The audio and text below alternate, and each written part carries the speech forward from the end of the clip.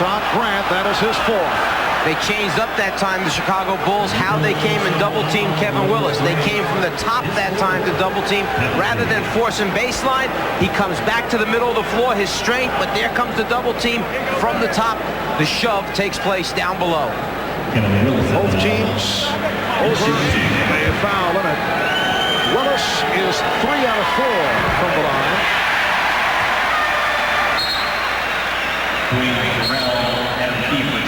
And here comes Adam Keefe for John Koncak.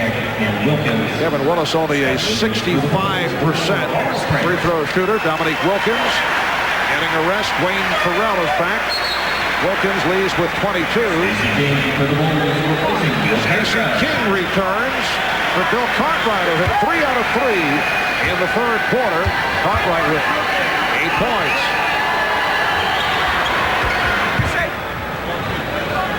18 for Willis. 83-68, Chicago. Going back to your statement that Phil Jackson made about the last chance with this team has perfect pieces. They have spot-up shooters in Paxson and B.J. Armstrong, guys who break down the defense and turn over that time as you try to get a little bit too cute. Scott Williams with the behind-the-back pass. You have guys that can break you down off the dribble. Normally it's a point guard. With this team, it's Jordan and Pippen. You have the Warriors, the Gladiators, that get on the glass and play good defense and block shots. In Grant, in Scott Williams, a center who's willing to pass first and shoot second, which for their offense, the triangle offense, is most important. So the concern is, will Cartwright move on? Will Paxson move on? How many of this group will remain with this team? Michael Jordan committing number 4. It is most unusual to see Michael get into severe foul difficulty at this stage of the game, and he'll sit down, having a mild discussion with the official Bennett Salvatore. Trent Tucker replacing Jordan. 8 of 19, 22 points for Michael Jordan. Bulls 83 and the Hawks 69. On his way out, Michael just reminded Bennett Salvatore that I normally don't get 4 fouls with a minute something remaining in the third quarter. It's unusual, Ben. Just want to remind you. Pippen. So Scotty with the crossover to set it up against Keefe. And the Bulls now lead 85-69. You have to get up and pressure Scottie Pippen. He almost shoots a set shot when it goes in and looks comfortable for him. When you make him do it off the dribble, it's not, and he is not as effective. Farrell was fouled by King. And Wayne Farrell will go to the line. Averaging 10 points per game. Played in all 82 games. Only he and Adam Keefe saw action for the Hawks in all 82. If there has been a concern as a team for both of these, Atlanta Hawks and the Bulls, it's their free throw shooting. Atlanta 19th in the league. The Bulls 22nd in the NBA from the foul line. Not a good free throw shooting team. Chicago with a 15-point lead. 30 seconds left in the third. Pippen. Keefe with the rebound. Quick shot and attempt by Chicago to get a 2-for-1. I think Scotty didn't realize he needed a little bit more time to make it more effective. Probably that time would have been better to run the clock down and only give Atlanta 3 to 4 seconds to shoot it going the other way. And Henson running the clock down. Only 3 on the 24. Farrell from deep. Crowd wanted a foul as King hit the floor. It'll be Chicago ball. 7/10 of a second remaining in the third quarter. Scott Williams looping it for Pippen, who gets it off and almost hit. So after 3 in Chicago, the Bulls by 15 will be back at local station.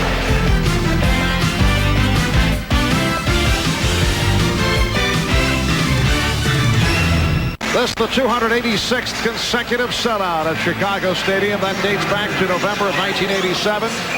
18,000 plus on hand.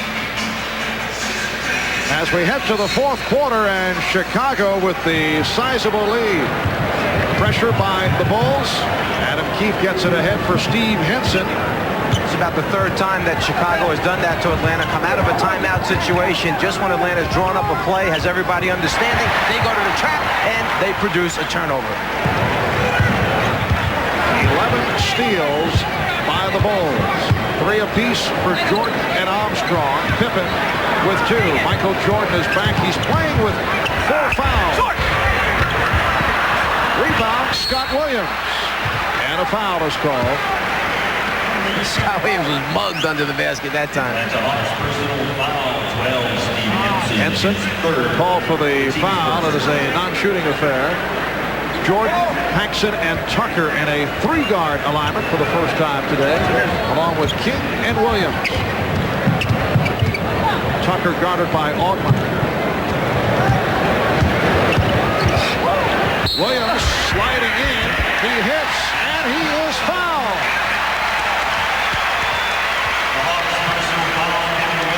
Atlanta decided to stay at home, play straight up defense, 1 against 1. Scott Williams is big, strong, takes Kevin Willis off the dribble to the middle, and then as Keith tries to come over and give help, it's just a little bit too late. Kevin Willis called for the foul, his 4th. Dominique Wilkins checks back in. Mike, I know from your coaching days with the Hawks, you saw it firsthand, always much competition on and off the court between Dominique Wilkins and Kevin Willis, which can be good and bad for the ball club. But I recall reading about a situation where you stopped the bus out in Oakland. Hawks were on the West Coast to play the Golden State Warriors. What happened? These 2 guys ended up having a foot race. What was that all about? Well, as Dominique gets his shot rejected, they were so competitive and they wanted to be better than each other in so many areas that they couldn't decide who was the faster of the 2. So I had heard so much about it on the bus. I told the bus driver, pull over. There was a football field. The whole team got off the bus after practice, and then they just decided. They bet on who they wanted to, and they had a race, a 100-yard dash. In fact, in New York City one day, they took their shoes off and they raced down the streets of New York City, a block-long race. And who won these contests? Well, it depends, you know, it was so close. One said he won, the other said they won. All the guys were splitting their votes, so we called it a tie problem. I'm sure they were satisfying to both. A minute and a half gone by in the 4th quarter. Bulls by 18, and a pushing foul called on Farrell. Atlanta personal foul, 33, Dwayne Farrell. Farrell is first. Dominique Wilkins among the group.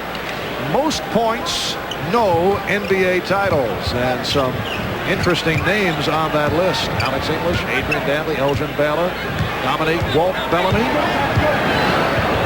Who will be inducted into the Hall of Fame. Here's King, unorthodox, but he will take it. Well, you let him expose that left hand to the basket. That's the one you have to cover up on him. He spun back into the lane area, was able to duck underneath and get the shot off. Stacey King snuck down into that low post area. He came from behind his defender, got the pass, received it, and then when you let him come back and get a look coming to his left hand, he's a very effective post player.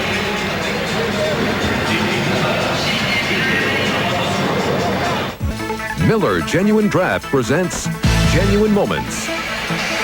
And this Miller moment takes us back to 1988, Game 7 of the Eastern Conference semifinals. Larry Bird and Dominique Wilkins went to battle. Wilkins went wild with 47 points, but Bird's 34, 20 in the 4th quarter inspired the Celtics. They eliminated the Hawks 118-116 at the Boston Garden.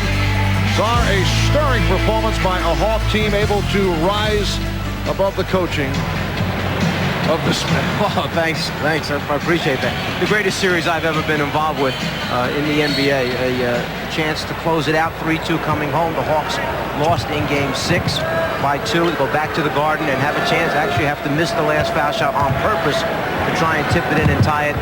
Larry Bird, sensational, but so was Dominique Wilkins. Dominique gets the 3. 25 for Wilkins. In recognition of that moment involving the Hawks and the Celtics, Miller Genuine Draft will donate $1,000 to the Thurgood Marshall Scholarship Fund. Here's Scott Williams, turned back by Adam Keefe, and he's fouled. Stacey King called on the personal. The Bulls lead by